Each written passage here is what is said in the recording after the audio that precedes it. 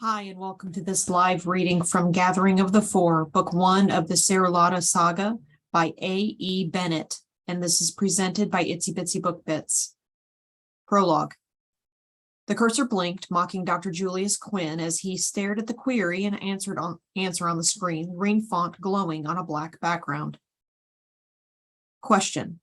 Display historical data from the archives on the Hail Bop Comet. Answer. The Hail Bop Comet was widely considered one of the most important discoveries of its time. It was called the Great Comet of 1997. It was discovered in Data Missing. It was named after Data Missing Hale and Data Missing Bop. The comet was unique.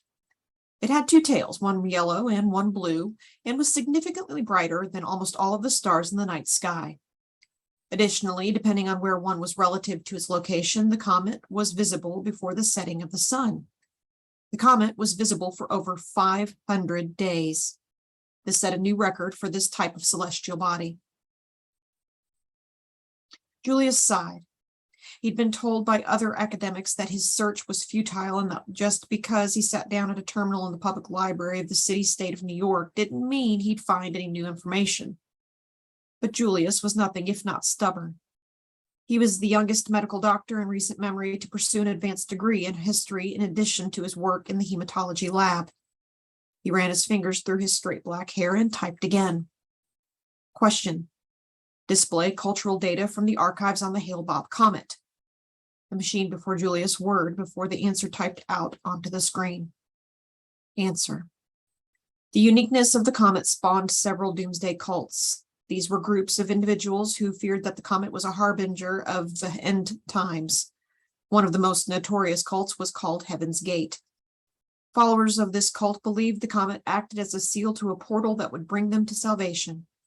As the comet retreated, followers of this group gathered in a singular location and committed suicide. This was frowned upon by society at the time. Data missing. Connection between Heaven's Gate and a brand of footwear popular at the time. Nothing I don't already know, Julius muttered out loud to himself. He then instinctively ducked his head. Noise of any kind was frowned on within the cavernous library, even in the research pods. He typed his next and most important question. Question. Display historical data from the archives on the Hail Bop Comet and cross-reference with Xanthi. Answer. The first mention of the word Xanthi in the archives is Data Missing 1999 CE. That's not, Julius whispered. The library's computer was one of the most advanced in the city, but it still required the user to sometimes enter detailed inquiries in order to produce desired results. Julius pressed a little more forcefully on the keys. Question. Display all historical data from the archives on the Hail Bop Comet and the Xanthi. Word again. Answer. The first mention of the word Xanthi in the archives is Data Missing 1999 CE. Julius uttered a small, frustrated laugh. The infomate on his belt buzzed then, and he cursed inwardly. He had silenced the personal digital assistant before taking his seat, but hadn't turned it off. It wouldn't do if his supervisor wasn't able to get a hold of him. He glanced up at the massive clock on the wall. Just a few more minutes. Question. Display cultural data from the archives on the Hail Bop Comet and the Xanthi. Answer. The Xanthi were not welcomed by the ancients. The Xanthi were feared by the ancients. Many of the ancients' cultural mores and norms were based on appearance. The ancients did not like the appearance of the Xanthi. The eyes of the Xanthi differed from those of the ancients. Before the fall, the ancients and Xanthi did not get along. Question. Display any and all data relating to the existing Xanthi population. Answer. It is unknown if any Xanthi currently still exist. There are no known Xanthi living within the borders of the New York City state. Julius felt his infomate buzz again and clenched his teeth. He'd never finish his degree or even this term paper at this rate. But, as his supervisor had recently reminded him, his primary function as a citizen was to assist with medical research, not fritter about asking questions about incidents from 2,000 years ago. Julius clacked on the keyboard again, and more lines of text danced across the screen. Save query. C:// Julius / research / blood work. Query saved. 1 May 4385 CE. Chapter 1. In 4055 CE, the border went online. Unfortunately, not much other than that is known about the founding of the realm. Excerpt from the memoirs of Dr. Julius Quinn, first edition, College Press, 4405 CE. Two things happened at the beginning of the 330th year of the realm. A brilliant comet with two tails, one yellow and one blue, appeared in the sky, and the sovereign of the realm died. Neither of these events directly affected Leora of Mae, but she couldn't help but tilt her gaze upward at the mysterious celestial body that was visible even during daylight. She made her way toward this rundown cabin she called home, struggling as she slogged a full bucket of water in both of her chapped hands. "You stupid girl, quit dawdling and get over here." She heard the voice before she saw the woman, which was usually the case. It was a voice that grated and was attached to a body that could swing a wooden spoon like a mace. "You foolish little twit, for the last time!" Leora approached her adoptive mother, panting and shivering. It was the beginning of third month, and snow still dusted the hard ground. Her trousers, cast-offs from the donation bin in the village, were slightly too long for her short legs, and she nearly tripped on the hems. They were saturated from the knee down and clung to her thin-toned legs. She looked up at the woman standing in the doorway of the cottage and grimaced. "Coming, Liza," she called. The woman harumphed with contempt. She spat into the dirt and sneered. "What took you so long to get water?" Leora's shoulder slumped, weighed down by the large bucket she struggled to carry. She kept her gaze on the ground. "I fell coming back the first time." "Stupid and careless." Her adoptive brother, Preston, poked his head out from behind his mother's skirts and stuck his tongue out at her. Leora was careful to not betray her desire to reach out and smack the child right across his sour face. She slinked by the pair standing in the doorway, her worn boots clomping on the dirt floor of the cabin as she entered. She minded her steps with the utmost caution, knowing that one of the boys' favorite pastimes involved sabotaging her work. This, of course, included tripping her when she was carrying the bucket. The cabin was not well heated by any means, but it was warmer than being outdoors, and Leora rubbed her hands on her arms after she set the full bucket down by the stove. "Wonder where your father is. How long could it take to help a neighbor repair a hole in a roof?" Leora's adoptive mother spoke to her son, purposefully acting as though Leora wasn't there. Preston plopped his skinny arms onto the table and hoisted himself into an adult-sized chair that was too big for him. At 10 years of age, he was much too large for the tiny chair his father had fashioned for him when he had been a toddler, but he was also still too small for the adult-sized furniture within the cabin. Leora knew well enough not to speak unless directly spoken to. Liza Fellow had cared for Leora since infancy and was quick with not only wooden spoons, but also the handle of a gardening tool or any other object she could get her hands on. "Mom!" Preston pounded a small wooden horse his father had carved for him on the table with impatience. It was evident he was hungry. Hard harvests meant empty stomachs, and he, like several other children in the village, had caught the red fever a few months back. He was just now showing signs of a full recovery. "Oh, when will I be able to help Dad on the fields like the rest of the boys my age? Can I go into the fields with them next month? I want to work this year." Liza's eyes briefly landed on Leora, anger flickering through them. She turned to her only child and beamed. "You need some fattening up before you can go to work. The red fever hurt you. I care about you too much to lose you." Liza had 45 years behind her, but she looked older. She had married her husband as soon as she had reached the majority age of 20, with simple goals that included being a good wife and mother and caring after the house on the small farm on which they lived. She had not planned on losing her first two children to miscarriages. So when her third child had taken ill during the past winter, she had almost died herself from fear. She and her husband had spent all of their coin on tinctures and healers, which had saved their precious child, but left them with nothing but the roof over their heads. It also left the woman openly resenting Leora's presence more bitterly than she ever had. Leora finished pouring the water into the basin that would serve as a bath for the head of the house when he returned from the village. She knew that her adoptive mother didn't care for her at all, but she also knew that the head of the house would protect her. Leora made her way back outside, but Liza grabbed her arm firmly before she could leave. Go see if there are any eggs. Liza clenched Leora's arm as hard as she could, and Leora struggled not to cry out. Any sound was disobedience, and disobedience would be punished with the spoon Liza was holding. Leora's arm burned as though it were on fire. But Leora had learned discipline during her 19 years and squeezed her eyes shut, willing the pain away. Liza, seeing that she would get no satisfaction from her current endeavor, released Leora and huffed, turning back to her stew. Leora slinked toward the doorway, cradling her arm. Beast eyes, you look like an animal, an ugly animal, Preston teased as she passed. Grinding her teeth at the pejoratives, she ignored the familiar aspersions as she made her way to the coop. She knew as well as her adoptive mother that there would be no eggs. The lone hen they still owned hadn't given eggs for a week now, which meant she was going to be a part of a few meals in the near future. She glanced up nervously at the sky and trembled slightly, though the near-freezing temperature had little to do with her discomfort. There it hung like a giant mysterious ball, the Great Comet. That's what the village leader had called it, a bulky man. He was one of the few residents of Mae who had ever learned how to read, and thus relayed important information to the rest of the residents when the weekly news parchment arrived.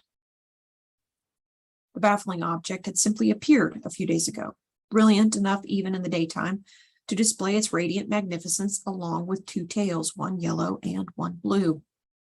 Leora could tell the village was buzzing about it simply by the way Liza talked with her husband, Niall, and Leora hated to admit that she agreed it was not just disconcerting, but frightening. What was it? Why had it just materialized out of nowhere? What did it mean? Hello, girl, Leora whispered as she approached the coop, patting the chicken on the head. If you don't start performing soon, Liza bitch will have your head. Literally. The hen clucked and looked up at her with beady eyes. Leora sat down next to the birds, shielding her face from the setting sun and massaging her wounded arm. She picked up a piece of straw and began to chew. She had been in the care of Niall and Liza Fellows since she was a few days old, or so she had been told. She had no idea who her birth parents were, and neither Niall nor Liza had ever been forthcoming. Niall had only hinted that both he and his wife owed them some sort of debt and had agreed to look after Leora until their return. Their return never happened. The only other thing Leora knew was that they had been Xanthi. Liza, who had grown only more bitter and angry with each passing year, constantly prodded her husband about the fact that it had been almost 2 decades since their promise had been made. She demanded to know how long one was supposed to wait for Xanthi tricksters who had probably never intended to return in the first place. Leora spat and kicked at the ground with a worn boot. Xanthos. It was such a nasty term in her mind and the minds of the villagers, including her adoptive family, but that was what she was. That was what her people, her kind, had been called since the establishment of the realm. No one knew where her people had originally come from, but their golden eyes and mystical abilities set them apart from the rest of the residents of the realm. Leora was the only one in Mae, a fact that the rest of the villagers never let her forget. In fact, she had never even met another Xanthos, though she dreamed about them often. The Xanthi possessed several abilities. Xanthcraft. Written documents from the establishment of the realm were scarce, but oral history said the Xanthi had used their abilities to fight fiercely alongside those without special abilities against the marauders and vicious gangs that had threatened the realm and eventually caused the founders to establish the border in the first place. That had been back when all Xanthi possessed powerful Xanthcraft that allowed them to create fire on a whim or become invisible with a mere thought, or appear as though they were standing in one place when they were really in another. Now, generations later, very few Xanthi could call upon Xanthcraft, though all retained their shining golden irises. Those that could perform their craft were forbidden from doing so by the edicts. Only the fearful White Riders and their master, those Auburn's advisor, were allowed to practice Xanthcraft without severe repercussions. Leora, sitting by herself next to the chicken coop, had little use for the edicts as the lone Xanthos in an obscure village on the vast Verte lands. She breathed in and out and opened her palm, marveling as a small ball of fire appeared. The hen beside her clucked again as she wrapped her fingers around the light, extinguishing the flame. I set them all on fire if I could get away with it, Leora grumbled, staring down at her grimy, chapped hands. Well, maybe not Niall. Leora examined her hands more closely as she relished the few moments of rest. A raised red mark stood out. She'd have to find a pin and remove that splinter soon, or it would get infected. She stood, brushing the bottom of her worn pants, then squeezed her finger as though pressure and will would remove the sliver of wood. Leora had never thought of herself as pretty. She'd grown up hearing about how hideous her eyes were and how uncomfortable they made everyone in Mae. She often wondered how she would have been viewed by the other villagers if she looked normal. Besides her eyes, she wasn't so different from many of the others who farmed around Mae. She was short, that was true, but she had smooth dark skin and curly dark hair. The village of Mae was home to people with all manner of coloring, some almost as pale as snow, with eyes of blue or green or gray, others as dark as Leora and her adoptive father. None, however, bore the mysterious eyes of the Xanthi. None except Leora.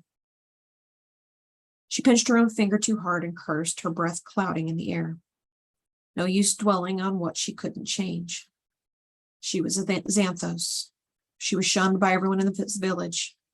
She was hated by her adoptive mother and brother, and she was hungry. She plodded back toward the cabin, relatively sure that Niall would have returned by now. The sun was sinking lower and lower in the sky, and work, no matter how necessary, would be impossible without light. Ah, Leora! Niall greeted Leora warmly as he approached the cabin from the path that led toward the village. He embraced her briefly. Niall was a gentle man who mostly obeyed Liza, but unlike the woman he had vowed to honor, Leora knew he felt a bit of affection for her. Over the years, he'd sometimes snuck her an extra piece of bread or meat, despite Liza's insistence that Leora had had enough. During one long-ago winter solstice, when times had been flush and Niall had been able to afford a jug of ale, he'd gotten tipsy and whispered that he didn't blame Leora for the fact that she'd been abandoned as a baby. Leora understood he strived to treat her as kindly as he could without incurring the wrath of his wife. How's the day been? He gave her an exhausted smile, and she met it with a grin. Very pleasant. Look what I have. Niall grinned as he held up a single dingy coin. It was the lowest denomination of coin, and it wouldn't purchase much, but it was more than the family had had before Niall had agreed to help their neighbor. Leora nodded at her adoptive father's success. What's for dinner? He asked, heading into the house. Stew, I believe, Leora answered quietly, following slowly after him. Leora tossed restlessly in the loft of the barn. Spring was coming but hadn't arrived yet, and the nights were still frigid. She shivered and clutched her lone but thick blanket fervently. Dawn was now just making its appearance over the horizon. She gulped, worried that the lump in her throat meant she was coming down with a fever. It wouldn't bode well for her to get ill when there was so little coin in the house. Liza would refuse to spend anything on someone she already saw as a burden when healthy.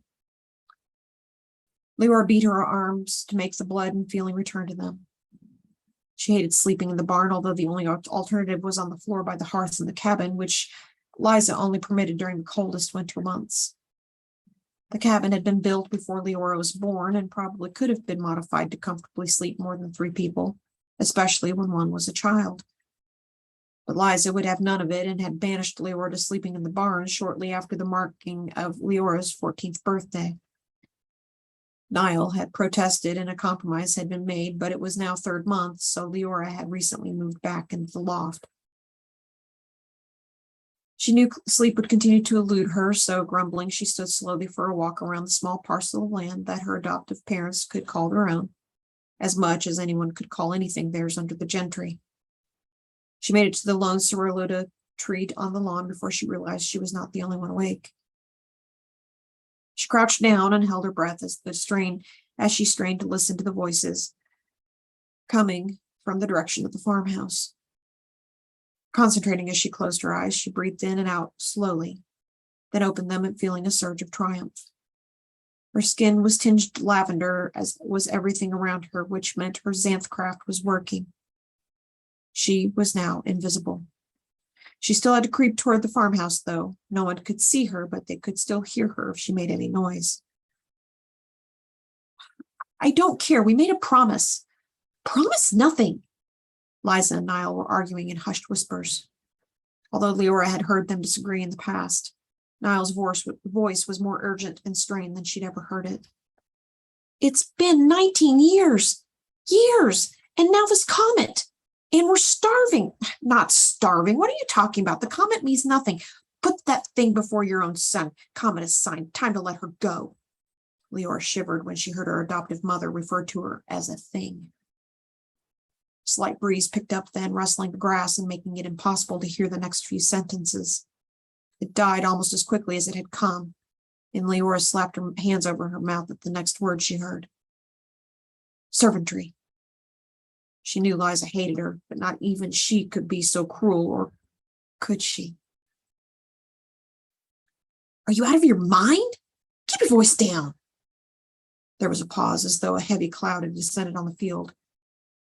You needn't be here. We'll come for her, out in the field. Don't even have to say goodbye. I cannot. Cruel. Not cruel. Our son. Our family. There was another dark pause. Leora's chest constricted as though a large beast had curled up and taken residence within her heart. Surely Niall wouldn't let her go, not like this. She had only had another half of a year before she would be of age and could go off into the world and leave the family with nothing to profit from. 20 was the legal age of majority throughout the realm, no matter a person's station, and a child under that age could be sold into the servantry. An adult who had committed no crime could not. Her 20th birthday was this summer. Bile rose in her throat.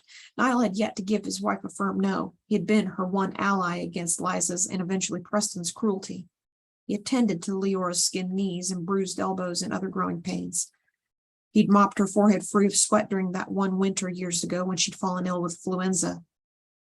He was the only one in the farmhouse who'd had time to give her smiles and asked about her well-being. He couldn't abandon her, not when she needed him so desperately.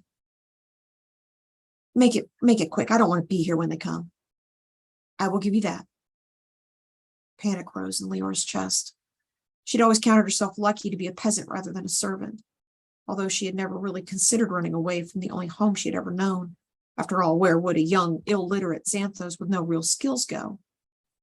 She had always assumed she would be able to choose a life for herself at some point, and although she knew it was foolish, some tiny part of her had always hoped that her parents would return for her and sweep her away from Mae and its awfulness. Niall and Liza must have embraced, or at least come to an understanding of some kind, because Leora heard no more from either of them. Barely able to breathe, Leora returned to the barn where she knew she could cry and pace freely. Servantry. A death sentence by another name. Some residents of the realm were born into servantry, others sold themselves into it in order to earn coin for the rest of their family, and some were forced into it as punishment for a crime. No matter how one entered, one never left. The servantry was the lowest classification of citizenship in the realm, although the gentry claimed it was more humane than letting peasants with no other options die in the streets and fields from hunger.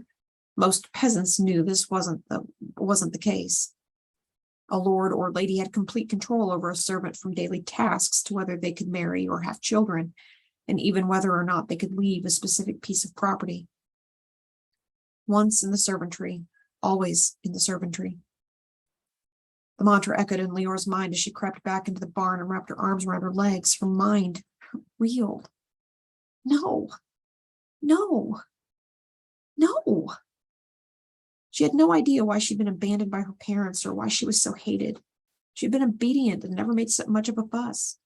She'd endured beatings from Liza and taunts from bratty Preston and scorn and derision from the villagers.